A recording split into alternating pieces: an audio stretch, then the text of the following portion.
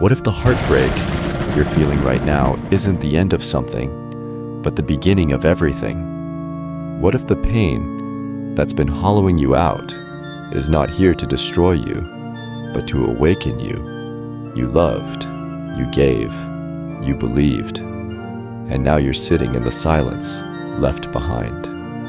Your heart aches, your mind races, your body remembers. You wonder if you'll ever feel whole again, if the weight on your chest will ever lift. Attachments fade, emotions shift. You are not owed a lifetime with anyone, but you are responsible for what you do with the time you're given. Look back with gratitude, not with bitterness. What you had was real, for the time it lasted, and that's enough. Don't try to erase the memory. Don't rush to replace it. Don't paint over the ache with distraction. Let it be. Let the ache remind you of the depth of your capacity to feel. Let it remind you that nothing in this life is promised, not even the next sunrise. And in that realization, find your center again. You are not the first person to lose love. You will not be the last. What separates you from others is not how loudly you grieve, but how clearly you see. You can carry the pain without being crushed by it. You can feel the sorrow without becoming it. You can move forward while still honoring what once was. That's the Stoic way. Not numbness, not apathy, but presence in grief and courage in letting go. So say it now to yourself, not with bitterness, but with calm. It was beautiful. It was temporary. And now I return to myself. Let that be your beginning, not your end. Part 2. You don't own anyone. No one belongs to you. Heartbreak often feels like theft, as if someone came and took something that was rightfully yours, as if the love, the attention, the presence that once felt constant was suddenly ripped away without your consent. And in that space, in that sudden absence, your mind begins to twist. It tells you that something has been taken from you, that someone has broken a sacred contract, that what was yours has been stolen. But the Stoic sees through this illusion. This is the second great shift. You don't own anyone. No one belongs to you. Not your partner, not your lover, not even the person who once whispered they would never leave. The Stoics taught that the only thing you ever truly possess is your mind, your reasoned choice, your judgment, your virtue. Everything else is on loan, temporary, subject to change, without notice. This includes other people, especially those you love. Epictetus wrote, "Never say about anything, 'I have lost it,' but instead, 'I have given it back.'" This was his way of reminding his students that possession is an illusion, that the things we think we own, relationships, people, roles, even our bodies, are never truly ours. We are caretakers, witnesses, and eventually, releasers. You didn't own them. You walked beside them. You shared time. You shared space. You shared emotion, but they were always free, even while they were close. And it is that freedom that makes love real, not the illusion of control. To love someone under the false belief that they are yours is not love, it's attachment. It's subtle control. It's the kind of love that suffocates because it cannot accept the possibility of separation. The Stoic way of love is higher, freer, stronger. It says, "I love you as long as you choose to walk beside me. And if the day comes when you choose another path, I will not collapse, because I never built my life on your presence to begin with." This is not coldness. This is emotional sovereignty. The kind of strength that doesn't need to cage another person in order to feel secure. The kind of heart that gives freely, but does not depend on anyone else to feel whole. You may still feel like they were a part of you. You may feel like they took something when they left, but what they gave was never guaranteed, and what they gave willingly, and now they are gone. That is not betrayal, that is change.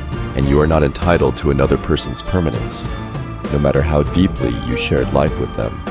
Marcus Aurelius reminded himself constantly, you are a soul carrying a corpse. In that one line, he grasped the impermanence of all things. If even your body is not fully yours, how could another person ever be? So let go of the idea that you've lost something that was yours. You didn't lose a possession. You experienced a season, a connection, a chapter, and now that chapter has closed. Not because you weren't worthy, not because something was wrong, but because that's what life does. It moves, it shifts, it teaches, and your suffering, right now, comes not from their absence, but from your resistance to that truth. So return to yourself, not with resentment, not with regret, but with the clear understanding that they were never yours. They were with you, and now they are not. Let that be enough. Let it be sacred. Let it be free. If the nights will ever feel quiet again instead of echoing with memories, but this isn't where you fall, this is where you forge. Because heartbreak isn't weakness, it's an invitation, a mirror, a fire, and what you do now, in this pain, will determine the man you become on the other side of it. This is not a motivational video. This is not a feel-good distraction. This is the Stoic path, laid bare. 10 timeless principles forged in war, in loss, in solitude. Because the only thing more painful than losing someone is believing you ever owned them to begin with. And the only way forward now is not to reclaim what is left, but to reclaim what was always yours, your center, your reason, your freedom. Part 3. Pain comes from within, not from what they did. You think the pain comes from them, from the words they said, from the message they didn't send, from the moment they walked away, looked elsewhere, stopped holding on. You point to that moment, the breakup, the betrayal, the silence, and say, this is why I'm broken. But the Stoic looks deeper. He doesn't just feel pain, he dissects it. He questions it. He turns it inside out until the truth reveals itself. And the truth is this: pain doesn't come from what they did. It comes from how you interpret what they did. That's a hard truth, but it's the one that sets you free. Epictetus taught, men are not disturbed by things, but by the views they take of things. You weren't destroyed by their action. You were destroyed by the meaning you assigned to it. They didn't ruin you. Your interpretation did. You told yourself, this means I wasn't enough. This means I'll never find someone again. This means everything was a lie. This means I wasted my time. This means I'm unlovable. This means I'm broken. But none of those meanings are facts. They are judgments, assumptions, stories. You are suffering not because of what happened, but because of the story you keep repeating about what happened. This is not to minimize your pain. The heartbreak is real. The silence stings.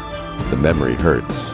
But the Stoic understands that emotional suffering is not inevitable. It's created in the mind, and what is created can be recrafted. Marcus Aurelius, in the face of unimaginable personal loss, wrote, choose not to be harmed, and you won't feel harmed. Don't feel harmed, and you haven't been. At first glance, this sounds impossible, but he wasn't saying to lie to yourself. He was saying, you can feel pain without letting it define you. You can feel the ache without surrendering your identity to it. You are not your heartbreak. You are not what they did. You are what you do now, with this pain, in this moment. That's where power begins. You must begin to see the heartbreak not as a wound, but as a mirror.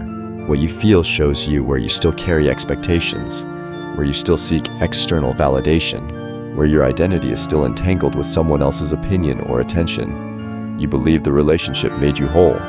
Now its end feels like you've been split apart. But what if the pain is not destruction, but revelation? What if this pain is showing you what still needs to be reclaimed within you? Your sense of self, your inner stability, your clarity of worth. No one can take those things unless you hand them over. So take back your narrative, not to erase what happened, but to reclaim how you understand what happened. They left, that is a fact. But I'm unworthy, that's a thought, a judgment, a belief. You can't change the event, but you can absolutely change what it means to you.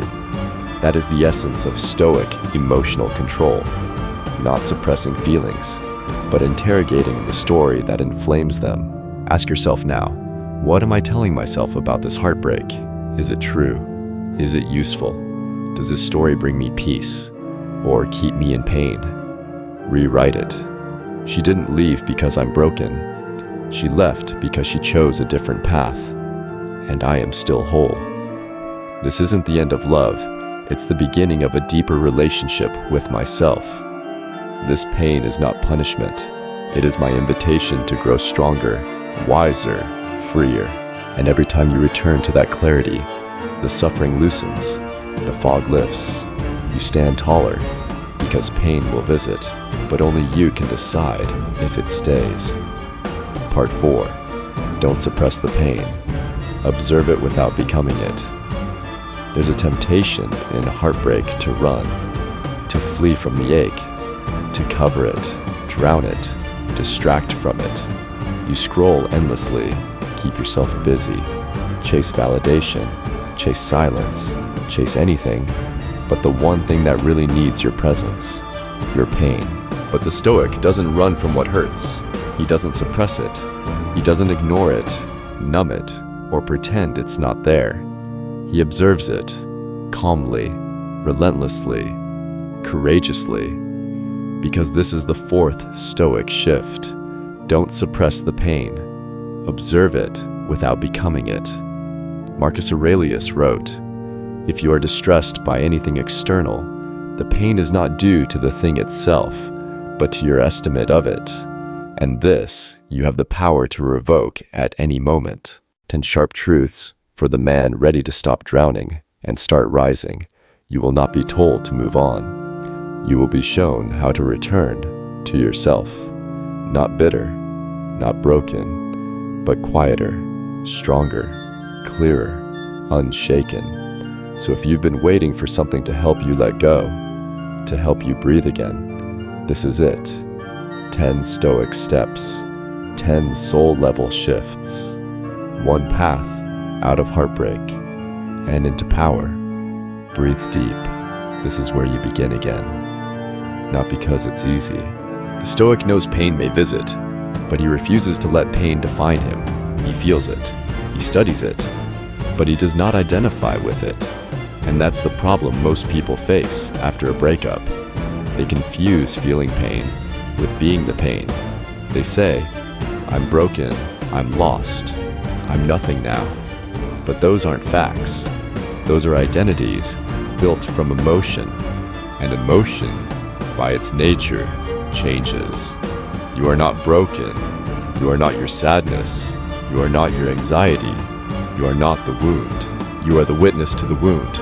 The Stoic develops the ability to step back, to create distance between himself and his inner chaos. He doesn't deny the emotions. He watches them like clouds in the sky, knowing they will pass. And this is what you must begin to practice now. When the ache shows up, don't push it away. Pause, feel it, name it, not with judgment, not with shame, but with awareness. This is sadness. This is longing. This is disappointment. This is fear. Let them rise. Let them exist. But do not act from them. Don't text out of fear.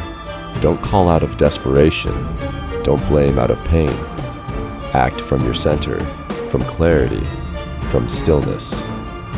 Pain isn't your enemy. Suppression is. When you push it down, it festers. It hardens into bitterness. It transforms into compulsions, actions you take not from intention, but from avoidance.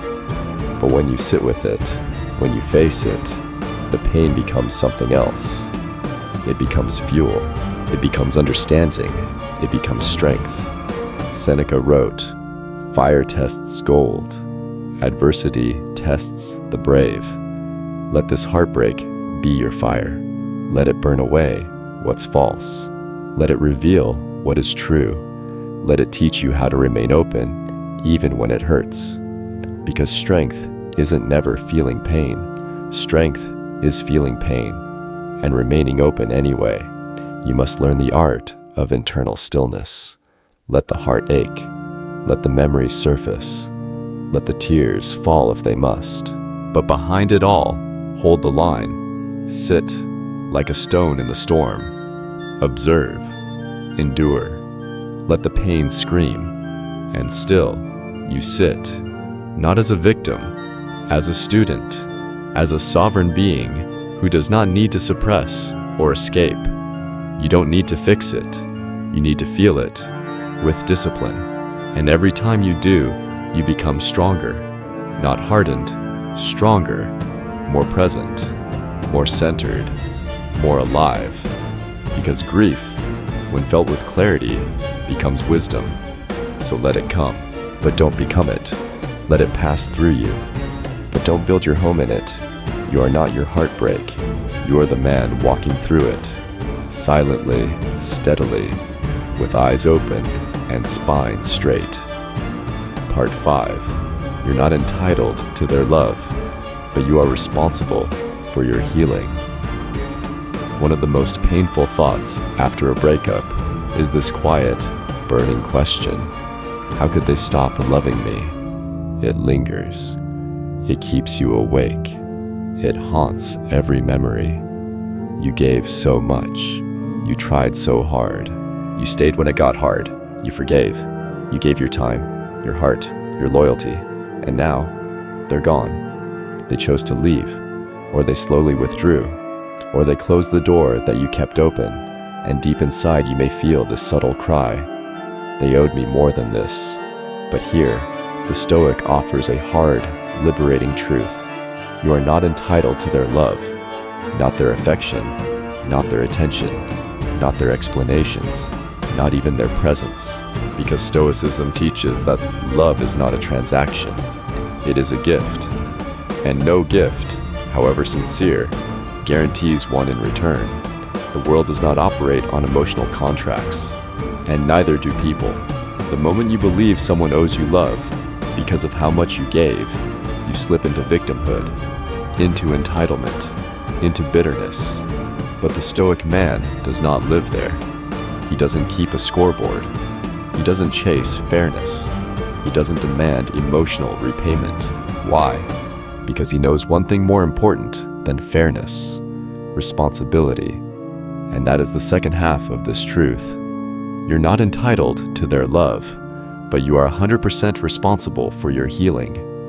They may have hurt you, but they are not responsible for healing you. They may have left you, but they are not responsible for putting you back together. You are, not because they deserve to be let off the hook, but because you deserve to be free. Freedom doesn't begin when they apologize. Freedom begins when you take your power back. Marcus Aurelius never waited for justice from the world.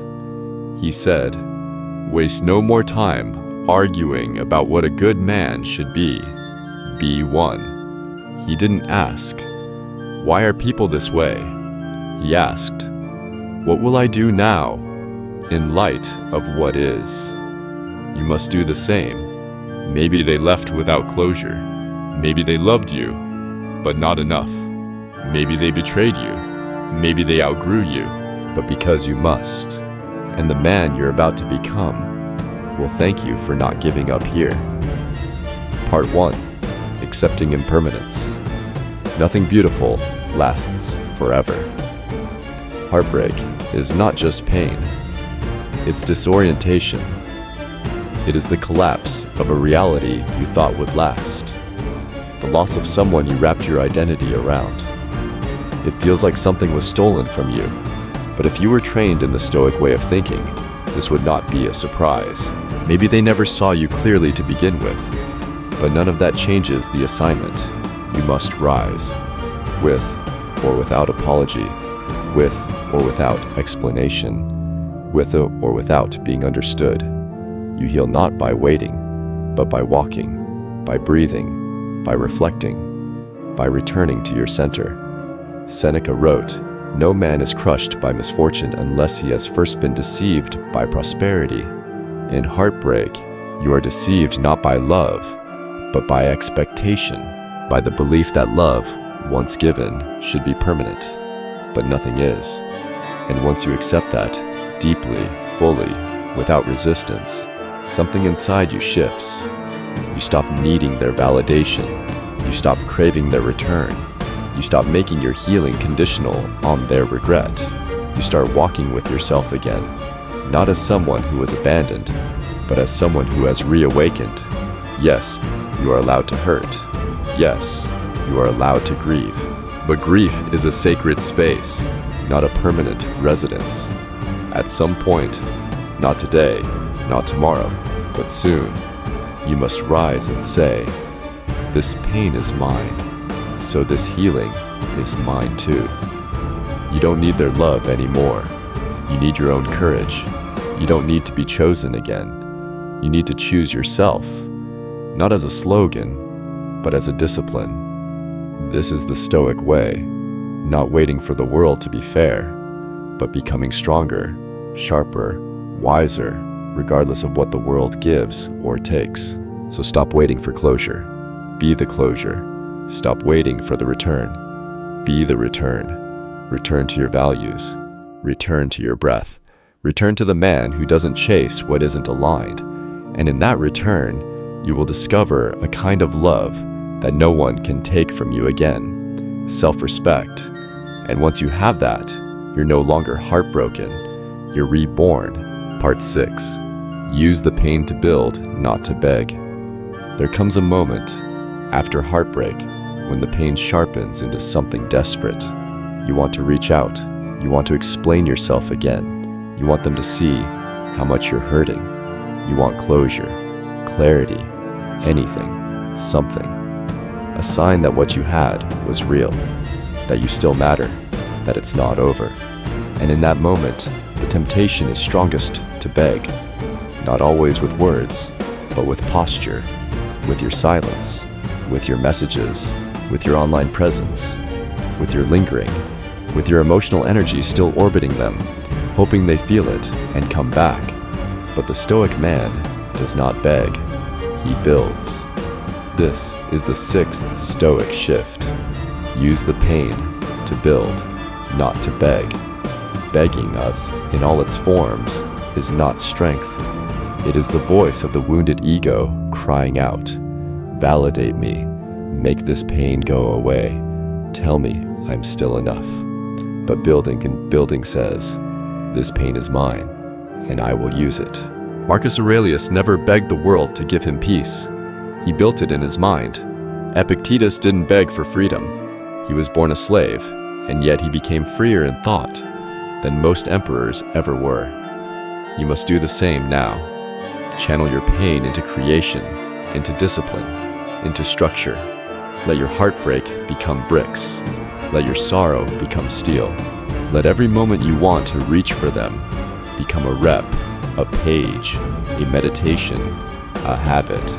Let every urge to chase become a reason to refocus, not on them, on you, on the man you were becoming before you met them, on the man you abandoned trying to keep them, on the man you forgot about when you started giving all your energy away.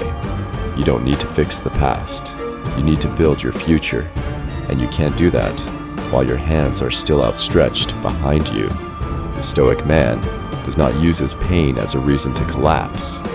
He uses it as proof of his capacity. Seneca wrote, "Difficulties strengthen the mind, as labor does the body." You're in difficulty now, not because you're weak, but because you're being sharpened. This is your resistance training. Every day you don't reach out. Every time you wake up and choose to act instead of wallow. Every time you feel the ache and don't feed it, you're forging something unshakable. You're not healing by waiting. You're healing by working. Working on your focus. Working on your habits. Working on your sense of self. the one not tied to anyone's presence or permission. This is not about pretending you're fine. This is about choosing a path that makes you fine, not immediately, but inevitably. Use this pain to create the kind of life that no longer begs to be loved, because it radiates worth. The gym, the notebook, the early morning walks, the work, the silence, the breath. These are your tools. This is your forge. You would not be immune to the ache, no Stoic ever was, but you would not be shattered by it either. Because the first lesson in overcoming heartbreak is this: nothing lasts forever. Not even the beautiful things, and especially not them. The Stoics did not live in denial. They lived in preparation. They trained their minds to greet change as a companion, not as a thief.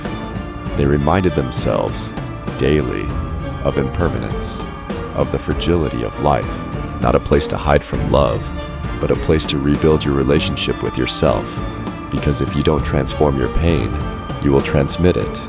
You will carry it into your next relationship, into your work, into your silence, into your future.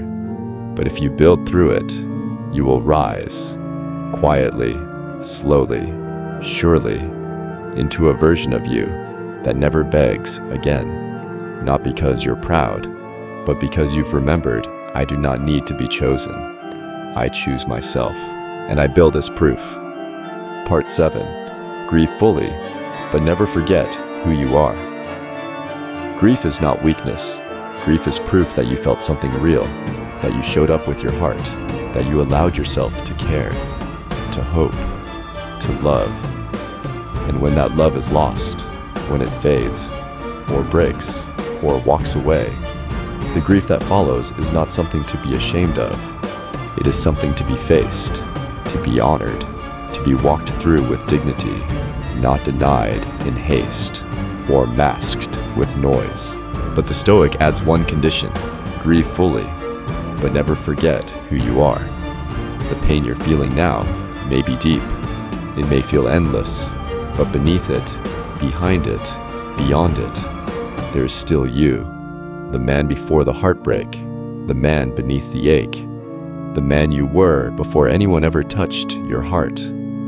He is still there, and the Stoic teaches you to return to him, not by skipping the grief, but by walking through it without letting it erase your identity. Marcus Aurelius lost his children, his wife, his closest friends. He wrote through his mourning, "You have power over your mind, not outside events. Realize this, and you will find strength." He never said, "Don't feel." He said, "Feel, but don't let it control you." He said, "Grieve, but don't lose your reason." He said, "Hurt, but stay whole." What breaks most men is not the loss itself, it's the way they collapse into it. They let the breakup become their identity. They stop showing up. They let their posture drop. They stop taking care of themselves. They isolate. They fall out of discipline. They silence their potential in the name of their pain. But that is not the Stoic way. The Stoic grieves with presence. He lets the tears fall if they must, but he does not become the tears. He lets the memories surface, but he does not drown in them. He lets the sorrow visit, but he does not let it redecorate his soul. You are not your heartbreak. You are the man who is walking through it. You are the one waking up, still breathing, still carrying responsibilities, still showing up, not because it's easy, but because you are loyal to your path, even when it hurts. Seneca wrote, "What progress have I made? I have begun to be a friend to myself." In heartbreak, you must become that friend, the friend who listens, who steadies the breath, who tells the truth when your mind lies, who reminds you, this pain is real, but it is not forever, and you are still here. So grieve, don't rush, don't skip, but don't abandon yourself. Go for that walk, train your body, journal your thoughts, sit in silence, speak with men who hold you to your standard, cry if you need to, but never forget. Every time you move with intention, even through grief, you are proving to yourself, I am not my wound. I am the one healing from it, and I do not stop being who I am just because someone else left. Your values remain. Your discipline remains. Your mission remains. Your dignity remains. You've lost something beautiful, but you have not lost yourself. Return to him. Refine him. Rebuild him. Now stronger, deeper, more aware. Because grief does not destroy the Stoic, it reveals him. Part 8. Forgive without contact. Let go without closure. You may never get the apology. You may never hear the explanation. You may never receive the message you still replay in your head, the one where they say, I'm sorry I hurt you. I didn't know what I was doing. You mattered more than I showed. And that's hard, because we're taught that closure comes from the outside, that we can't move on until someone else unlocks the door we're standing behind. But the Stoic knows better. The Stoic doesn't wait for permission to heal. He forgives without contact. He lets go without closure. Marcus Aurelius reminded himself, the best revenge is to be unlike him who performed the injury. In other words, you don't need to become bitter to prove that you were wronged. You don't need to get even. You don't need to wait for a text that may never come. Because forgiveness, real, stoic, sovereign forgiveness, is not a favor to them. It's a release for you, and it does not require contact. They do not have to hear your forgiveness. They do not have to understand it. Of the temporary nature of all things, joy, success, even love. And because of that, they didn't love less. They loved better, more honestly, with open eyes. Seneca wrote, let us prepare our minds as if we'd come to the very end of life. Let us postpone nothing. And that's the essence of this shift. If you truly understand that every relationship has an end, whether by death, distance, or decision, you stop expecting forever. They do not even have to deserve it, because this forgiveness isn't about them. It's about you refusing to carry a weight that is no longer yours. Resentment is a chain you wrap around your own ankles. Revenge is a fire that burns your own house first. Waiting for closure is a prison cell with the door wide open. You're free to walk out, but you stay, staring at the wall, waiting for the guard who already left. The Stoic walks out. He says, I release this, not because it's okay, but because I won't let it own me anymore. Epictetus said, who is your master? Anyone who has power over the things you want or fear. If your peace still depends on their regret, if your worth still hinges on their acknowledgement, if your clarity still waits on their message, then you are still their prisoner, but you don't have to be. Forgiveness, the kind that heals, doesn't need words. It needs clarity. It needs decision. It needs the discipline to stop replaying the hurt and start rebuilding the self. Closure, too, is not something given. It is something claimed. It is the breath you take when you realize that you're standing in your own life, not theirs.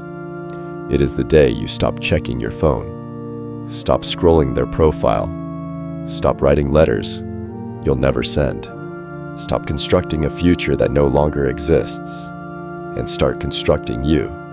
Forgiveness is not forgetting. It's remembering, without the sting.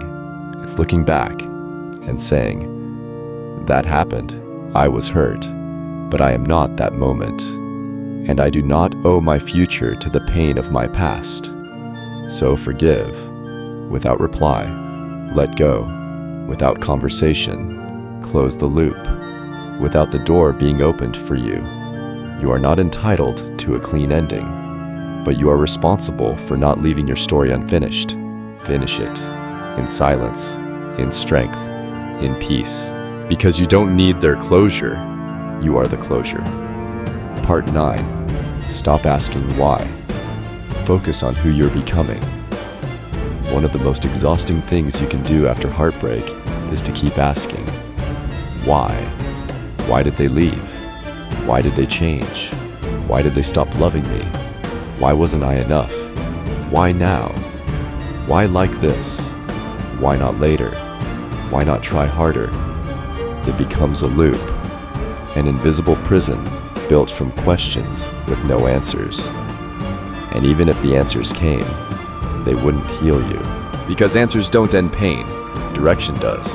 That's the 9th Stoic shift. Stop asking why, and focus instead on who you're becoming. The Stoics were not obsessed with causes. They were obsessed with character. They didn't waste their lives trying to unravel the past. They poured their energy into shaping themselves in the present. Marcus Aurelius, after losing so much, didn't write pages asking why life had been unfair. He wrote, "You have to assemble your life yourself, action by action, and be satisfied if each one achieves its goal as far as possible." He didn't ask why life hurt him. He asked, "How will I respond?" That's your question now, because asking why can become a trap, a delay, an excuse to stay still, a disguise for self-pity dressed up as reflection. You say you're trying to understand, but what you're really doing is waiting, hoping that understanding will bring back the peace that action would have already delivered. But the Stoic does not wait. He acts. He doesn't ask, "Why did she walk away?" He asks, "What am I building now that I walk alone?" You want clarity? Then move forward. Build a routine that protects your peace. Train your mind, not just your body. Reconnect with silence. Revisit your values. Ask yourself what kind of man you would have wanted to become with her, and become him anyway. Because heartbreak doesn't destroy purpose, it refines it. The man you're becoming now is not a reaction. He is a response. Every morning you get up without her, you build. Every time you sit in the silence instead of calling, you build. Every time you choose discipline over distraction, you build. Not to get her back, but to get yourself back. The man who wasn't shaped by circumstances. The man who didn't need a reason to rise. Seneca said, "As is a tale, so is life. Not how long it is, but how good it is what matters." Your story is not over. It is not even ruined. It has simply changed shape. The question is no longer, why did this happen? The question is, who am I willing to become because it did? Let the pain shape you, not into a victim, but into a force. Let the questions fade. Let the noise fall silent. Let the identity built on her dissolve. And from that stillness, choose. And when you stop expecting forever, you can finally begin to live and love with presence. You didn't lose something permanent. You lost something borrowed. It was never truly yours. Not in the way your thoughts made you believe. And that's not sad. That's sacred. Because what you had completely. For a time. And now it's gone. Like all things eventually are. The Stoics were not heartless. They grieved. They felt deeply. Because who you're becoming matters more than what you've lost. And the man who stops asking why starts becoming unshakable. Part 10. Your future is not behind you. Keep walking. There's a strange illusion after heartbreak that what you lost was the peak, that the best is already gone, that your story reached its climax and everything now is just aftermath. You look back at old photos, reread old messages, replay the best moments on loop, and without realizing it, you start walking forward while looking backward, dragging your feet through a future you've already decided won't measure up. But here, the Stoic delivers the final blow of clarity. Your future is not behind you. Read that again. Your future is not behind you. This is the 10th and final Stoic shift. Keep walking, not with sorrow, not with haste, but with deliberate, grounded steps forward. Marcus Aurelius wrote, "Look well into yourself. There is a source of strength which will always spring up if you will always look. That source is not found in what you lost. It's found in how you continue. Yes, it hurts. Yes, it changed you. Yes, it may take time to feel whole again, but nothing about your past relationship, no matter how beautiful, was the final chapter of your becoming. It was a part, a significant part, but not the whole story. You still have mornings left, sunrises left, work to do, places to go, people to meet, a self to rebuild. And if you keep assigning your happiness to a past that no longer exists, you rob yourself of everything that's still possible." Seneca wrote, "Every new beginning comes from some other beginning's end. You are standing in that new beginning now, not with all the answers, not with all the energy, but with enough. Enough to start, enough to decide that your identity isn't built on who stayed. It's built on what you rise from. You were never meant to pause your life waiting for someone to return. You were meant to walk forward and build such a solid, still, powerful life that even grief respects its limits. Grief is a guest, but it is not your compass. You have a path, and if it feels foggy now, unclear, uncertain, that's okay. Still walk. Walk without knowing exactly where it leads. Walk when the motivation isn't there. Walk when the old story whispers, go back. Keep walking, because everything you're seeking, peace, clarity, growth, even new love, is not found in going backward. It's found in becoming a man who doesn't beg the past to heal him. It's found in becoming a man who walks forward regardless. The Stoic doesn't chase what's lost. He carries what he's learned. He releases what he cannot change. He turns his face to the wind and walks anyway, because his direction is not dictated by his comfort. It's dictated by his character. You want to know what's next? Look at your next decision. Look at your next breath. Look at your next action. Not to fix the past, but to create something new. And that something isn't waiting behind you. It's waiting in front of you. So breathe, straighten your spine, lift your eyes, and keep walking. Your story didn't end when they left. It begins now, with you. Here is the closing section of the script, written in the voice of Stoic clarity, and designed to exceed 10,000 characters. This is where the entire emotional and philosophical journey comes full circle, deep, powerful, and final. You've come to the end of this journey, not because the pain is over, but because the path is now visible. Each of these 10 Stoic truths wasn't written to comfort you with soft words or cliches. They were forged to remind you of who you are beneath the ache, beneath the doubt, beneath the silence left by someone who once held your heart. You are not what happened to you. You are what you do now. And the moment you accept that, everything changes. Heartbreak is not a sentence. It is a season. It is not a punishment. It is a mirror. It shows you where you gave too much, where you lost yourself, where you built too much of your peace in someone else's hands. But now you are reclaiming it, piece by piece, breath by breath, shift by shift. Every time you chose silence over impulse, stillness over noise, action over craving, you took a step toward becoming untouchable, not invulnerable, not numb, but solid. A man rooted in something far deeper than circumstance, principle.